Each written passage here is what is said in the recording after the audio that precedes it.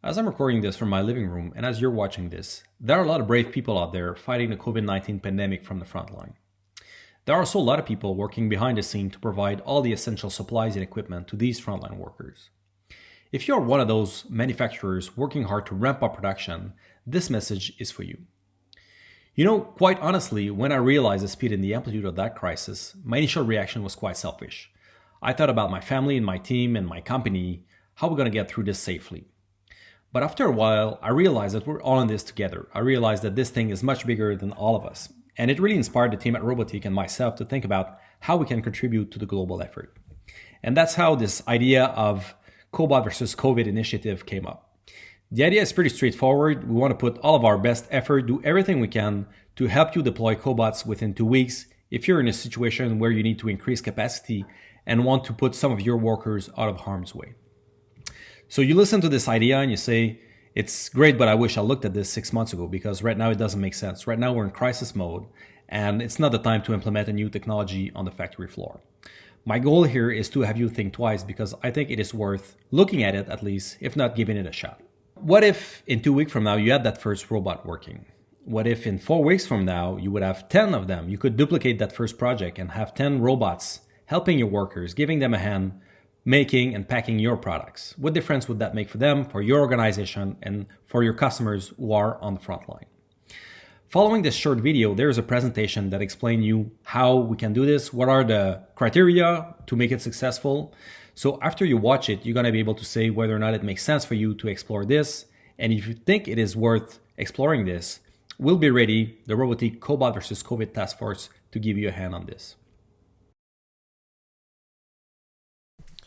All right, let's dive into it. So what is that Cobot versus COVID initiative? Before explaining in detail, I'll just give you a quick background on where we're coming from. So we founded the company to free human hands from repetitive tasks. And robots are great for that. They love doing those boring tasks that humans typically don't like to do. To free human hands, what drives all of our effort is really that mindset of starting production faster. So we try to implement this in everything that we do. So in all of our tools, sensors, software that you see on this screen, there is that idea of starting production faster. So we always have in mind how we can make these building blocks easy to choose, easy to install, easy to program, so our customers can get the robot working and move on to their business, which is building their products. Because in the end, the robots are just a mean to an end. They're just a tool among others on your manufacturing floor. In these crisis time, freeing human hands and starting production faster need to be taken to the next level. And that's really what Cobots versus COVID and this presentation is all about. Also along with this idea of starting production faster, I wrote a book 3 years ago called Lean Robotics. Even if every application is different, I really wanted to standardize the process of deploying Cobot cells. So the book contains step-by-step guide, some good project management tools, some tips on how to get started and how to scale. And now again, we really need to push this to the extreme and make an extreme edition of Lean Robotics. And we know by doing this, we can start Cobot production within 2 weeks after we decide to move on. So the rest of the presentation will explain how we can do it, and that's what Cobot against COVID initiative is. What we want to do is go from the manual task, design and integrate a robotic cell to have a complete Cobot application that's actually doing something useful on the factory floor. The great thing about Cobots is that they're not an all-out, all-or-nothing technology. It is a great 80-20 technology where you can invest 20% of the time and effort to get 80% of the task automated. And that's exactly what we need to do in the current context. There are 3 major phases in the project after you've chosen what you want to automate. The first one is design, the second is integrate, and the third is operate. So the design, it starts from understanding the manual task and having the complete robot cell plan and components ordered. The integrate phase goes from having the part to assembling them, programming, and training your team. And finally, the project merges back into your continuous improvement in the operate phase. So where you turn a key, the robot starts working, and then you fall back into continuous improvement mode. There are many steps in there, but with our integration coach's guidance, we will do them systematically using the guidelines of this presentation. We will also leverage proven remote collaboration tools that we've used in the past to eliminate all communication delays. Before jumping in, let's check 5 criteria that are needed to be successful with the method we're using in Cobots versus COVID. First of all, very important, the application needs to be simple enough for the robot. I'll give a few guidelines on this in a minute, but the first step we would do together is really look at this question and evaluate this together. Second, you need to have an automation team in place with at least 2 members, and this team must be 100% dedicated to this project and committed to move fast. Third, someone in this team must have some prior robotics experience, otherwise it's going to be challenging to do it. Fourth, you need to be able to share information with us using videos, drawings, video calls, etc. If we need to set up an NDA, fine, but it has to be quick. We have to do it and avoid the daily delays that are usually required with NDA. We have to do it pretty much in the first hour of the project. And fifth, ideally, you would need to be able to connect the robot for the startup phase so we can be there with you virtually, accessing the robot to troubleshoot and give you programming advice. So if you check these 5 boxes, we're in business, we're good to go. If not, contact us and we'll make a more detailed evaluation. There are 6 keys to success in making this high-speed project. We'll cover each of them next. And it's good to realize at this point that 90% of what we're going to present next apply to decisions and actions we'll take in the design phase. So even if we're in crisis mode and we want to do everything extremely fast, it's just like the timeless Abraham Lincoln saying, give me 6 hours to chop down a tree and I will spend the first 4 sharpening my axe. That's really the mindset we need to have in this project. The first key to success is to start simple. The source of all successes or failure, it is to start simple. So the first thing we'll do with you is to evaluate the simplicity of the application. And even if a task would have very high impact, if it's not simple enough, we should not do the project in the current context. Because with all the pressure that comes, simplicity will really be our best ally. We absolutely need to find a simple application, get it running, then move to optimize it or move on to the next application. So right now, let's keep the complex tasks to humans who have a high level of adaptability and ease their work by having cobots doing simple tasks on their side. Again, you don't need to automate 100% with the robot, as humans can work alongside.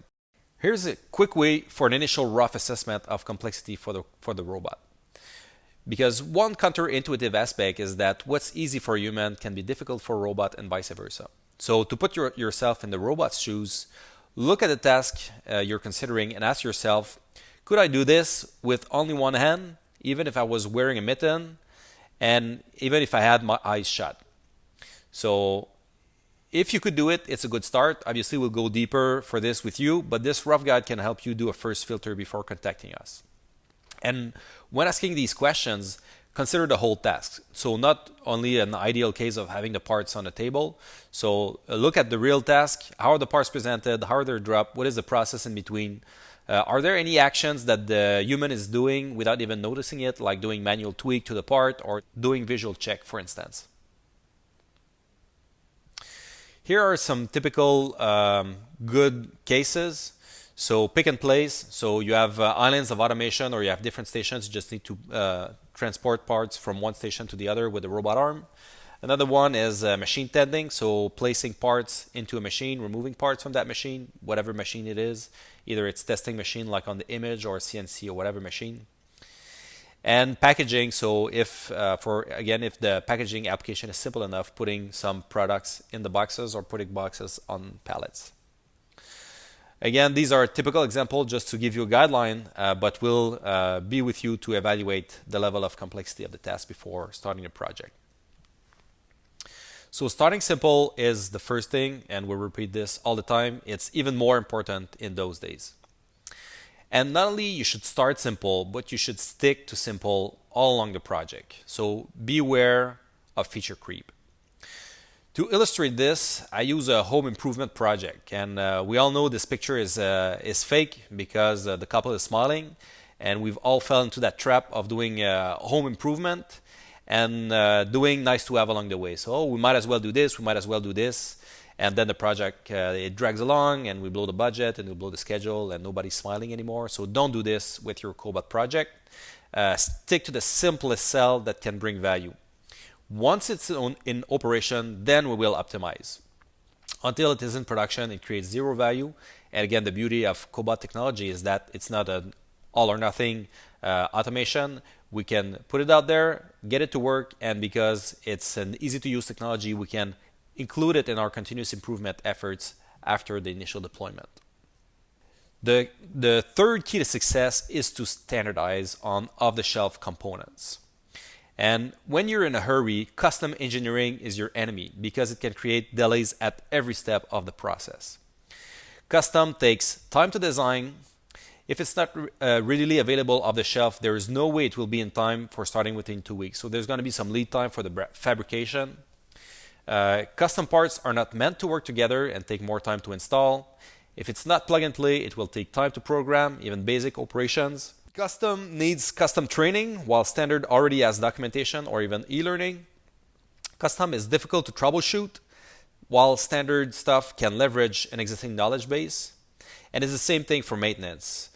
As you can imagine, if you have custom parts that break during crisis time, it can bring the whole cell down for several days or weeks while you get the next custom part being made. So what you want to do when you don't have time is to build an iPhone app. So build an app combining components that are already meant to work together. So like in a smartphone, the camera, the GPS, the processor. Obviously, we're not like this in the robotics world. It's all components that need to be assembled. But if at least they are meant to work together, you will not look like this guy trying to connect good products, but that are not meant to work together. So that's why the idea of plug and play is so powerful in crisis mode. The ability to pick and choose from various modules to build quickly your application. The key number 4 is to start at the start. Sounds obvious, but in the emergency of the moment, and in many projects we've seen in the past, in fact, people are tempted to rush and put stuff together, look at the technology, look at the solution before understanding the problem properly. And you got to refrain from doing that. The last thing that you want is to miss a critical detail at the beginning that you'll find next week when we are implementing on the production line. Take the time to thoroughly understand the manual process. If you can, start with one that you have well documented work instruction. That's the best way to start. Key number 5 is the little brother of key number 4. So once we'll have a cell design, it's going to be important to make a good technical risk assessment. So we're going to list all the things that could go wrong technically, and we're going to rank them with respect to their severity and our level of confidence. And at this point, we're going to invest a little bit of energy and a little bit of time to clear the high severity or low confidence items. So for instance, let's say we have in the concept the idea of using a camera. And let's say if that camera doesn't work, then the whole concept need to be thought again, and we need to totally change the design. So this is an example where the severity would be high because it totally changed the concept. So it's important that we do some small tests to eliminate some of the technical risks that are there. Now, the great thing is that if you use standard building block, if you follow the standardized advice, we at Robotiq or your local partner already have those building blocks, and we'll be able to do those tests very quickly. So just like for number 4, which was to start at the beginning, start at the manual process, if we de-risk early enough and we do it properly, we will avoid a lot of risk of getting stuck in the integrate phase where the stress will be even higher. The key number 6 is something that sums a lot of the previous ones. It's to eliminate all delays. The reality of these robot deployment projects is that sometimes the actual work takes less time than the delays all along the project. So waiting for parts, waiting for answers, waiting for people to come visit us, reworking on things that we didn't do properly on the first time, etc., etc. So the only way that we can deploy a Cobot in 2 weeks is by eliminating those delays. And all the previous keys serve this purpose. On top of that, we'll do the project in a way where concurrent actions can happen in parallel. For instance, training you while the material is being transported to your factory. Now, to show you a summary of the process, after showing you all these keys to success, I will pass on the presentation to my colleague Etienne Sanson, Director of Applications, to walk you through the step-by-step process we can do together to help you deploy Cobots within 2 weeks. All right. So let's dive into how we are actually going to deploy your Cobot within 2 weeks. Our method will be split into 3 different sections. First, the qualification and preparation of your project. Then the design phase of your project. And finally, the integration and deployment to your production line. The first few steps about qualifying a project, like Sam explained, simplicity is really important in this. Devil is in the details. So once you reach out to us with your project, our staff will do an initial filter, and then they will pass it on to our automation engineers. You will be scheduled for a conference call with them, and we will cover any missing information. Most importantly, at that time, we will set a point in time for a virtual factory tour. This step is really crucial. You will need to walk your factory floor with our integration coach on the line. They will cover all the manual process with you. They will look at the environment surrounding the area where you want to deploy the Cobot. The goal of this is to see anything that you might have missed that could later on lead to some delays. So if we miss anything at this point, once we reach your production floor, whatever we find out could cause major delays. So this should be taken seriously, and this will be basically the starting point of everything we do. Once this is done, we will provide you within 48 hours with an answer, so with a go or a no-go, if your project fits what we can do. If it does, we will give you the mapping of the manual process, the mapping of the robotized process, so what the robot is actually going to do. We will give you a preliminary layout of the Cobot cell, an initial simulation, and a cost estimate. All that service is exceptionally free in our Cobot against COVID-19 offer. At this point, you will need to give the go in order to move forward into the design stage. So this next step, the design stage, is really the core of what we will provide you at Robotiq. This will be done by our integration coach staff and our application experts. In this step, you will need to be available to answer some of our questions. So it's really important that you have a single contact point for us, someone who's at the center of this project, someone with a technical background and a broad perspective on the project.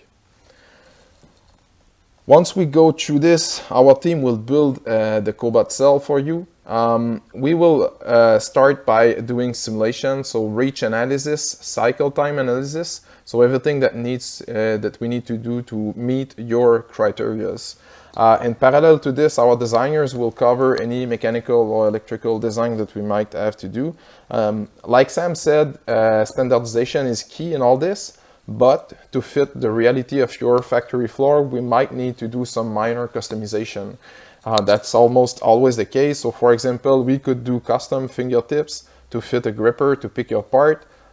This is perfectly doable within our timelines and should not delay the project. This is the kind of thing we will do. In the early step of the design, we will run through the risking of the project. So we will spot anything that could block the project later on. We will test these in our labs that are actually at home right now. We will do this in order to make sure that we have no surprise when we reach your factory floor. This could lead to a potential stop to the project, but normally everything should go smoothly. In the last steps, we will provide you with a preliminary risk assessment that we will build once the cell is done, the cell design. And we will also build you a custom program template so that later on, when you're on your factory floor with the integration, you will start with these templates we give you. So after all this, closing the design step, we will provide you with a project summary containing everything that I mentioned. So the detailed simulations, the design, the schematics, the preliminary risk assessment, the custom template, your bill of material, and a training plan that fits that. Quoting of the project will be done with your local partner in partnership with us. At the end of this, with all that, if you give the go to this, then you will receive your parts. While waiting for that, you will do your remote training. And when you receive the parts, you will start the last step of the project, the integration. In this step, you will be required to do the job. So basically, this last step is the opposite. The design was us doing the job with you in support. Now in the integration, you do the job and we are in support. Following our guidelines, you will prepare the Cobot cell off your production line, so offline. You will assemble everything. You will start programming using our custom template. Our integration coach will be there to support you via our remote access solution Insights. This should allow you to go swiftly through the initial programming. Would take within 2 to 3 days to basically build a cell and program it. Then you do a test run offline, make sure that it works according to your spec.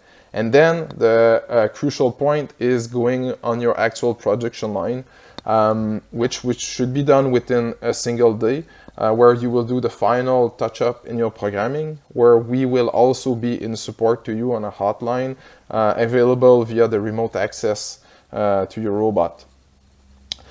So once all this is done, your robot will be up and running. We will go through remote training of your staff, so the operators, according to our custom training plan that we will be doing by conference call with our technical trainers.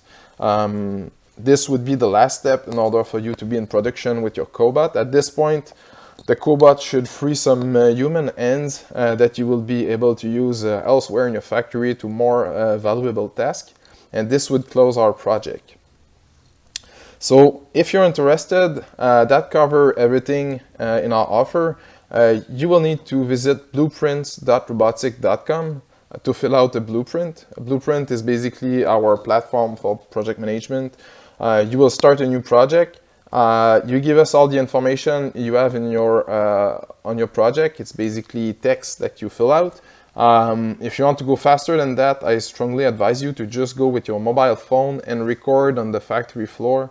Comment while you're recording so that we can actually understand everything that we're looking at. And then when you're ready to send that, upload your video, mention please Cobots vs COVID in your blueprint, and send it. And then we'll get right back to you to qualify that project and get things rolling.